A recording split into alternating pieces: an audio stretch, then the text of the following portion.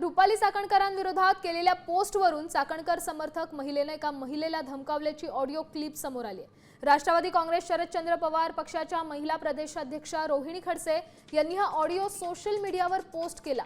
तसंच पद जाणार या भीतीने चाकणकर असे प्रकार करत असल्याचा आरोपही त्यांनी केलाय। ही ऑडिओ क्लिप नेमकी काय ऐकूयात। आपण पोस्ट टाकली फेसबुकला एक काय महिला आयोगावर।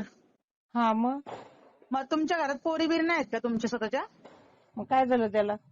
नाही म्हणत एखाद्या बाईने जर तिच्या पोराचा तिचा फोटो टाकला हा मग तुम्ही त्याच्यावर पोस्ट टाकणं कितपत योग्य आहे? मग आम्ही काय वाईट लिहिली का पोस्ट? मग तुम्ही वाईट लिहिलं ना, तुम्ही तेच करत बसा आणि आयोगाचा राजीनामा द्या म्हणून। मग काय झालं त्याच्यात? मग तुम्ही एक काम करा, तुमच्या पोरीचा तुमचा फोटो टाका आणि तुम्ही तुमच्या पदाचा राजीनामा द्या। काय कसला फोटो टाका आम्ही? हा, तुमच्या पोरीचा तुमचा फोटो टाका आणि तुमच्या पदाचा राजीनामा द्या। आमच्याकडे कोणतं पद आहे? हा, तुमच्याकडे कुठलं पद असेल ना तुमचं मराठा समाजाचं वगैरे, मी पण मराठाच आहे।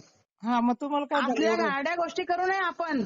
नाही एवढं काय तर तुम्हाला लागायचं कारण आहे?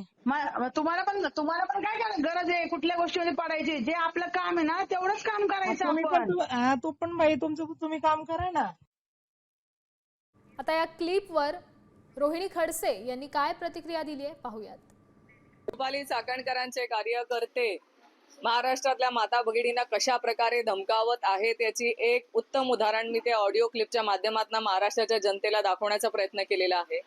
या क्लिपमध्ये एक महिला पदाधिकारी जी रुपाली चाकणकरांच्या याची पदाधिकारी आहे ती एका सामान्य महिलेला धमकावते आहे की तो सोशल मीडियावरती रुपालींच्या विरोधात पोस्ट का टाकली। मला एक सांगा, न्याय विचारणं किंवा जाब विचारणं, ज्या संविधानिक पदावरती रुपाली चाकणकर बसलेल्या आहेत त्यांना जाब विचारणं गैर आहे का?